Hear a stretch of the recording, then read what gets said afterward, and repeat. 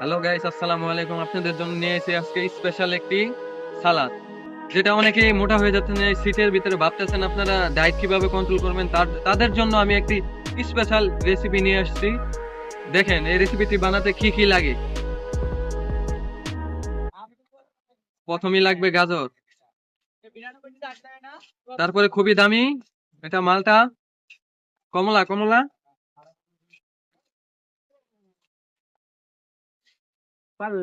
তারপরে লাগবে শসা, তারপরে লাগবে ধনিয়া পাতা, আরো অনেক কিছু লাগবে, বিট লবণ এবং কি সরিষা, যা শরীর আর শসা তো জানেনই আপনাদের মোটা হতে চিকন করতে সাহায্য করবে। এমনকি কমলা হলো ভিটামিন সি, অনেকে জানেন। তাহলে এগুলো কেটে কুটে রেডি করি, তারপর আপনাদেরকে দেখাই। শসাটা কাটতে হবে,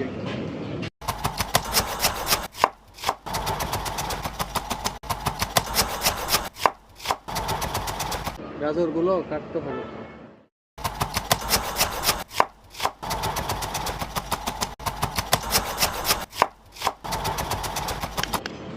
ধনিয়া পাতা গুলো কাটতে হবে।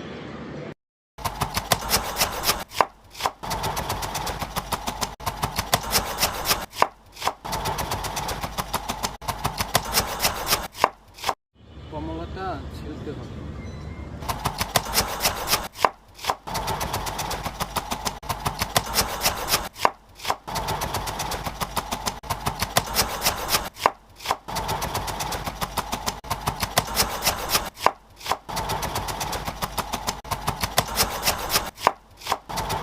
এখন দিয়ে দিলাম কাসুন্দি, তারপরে দিয়ে দিলাম একটু বিট লবণ।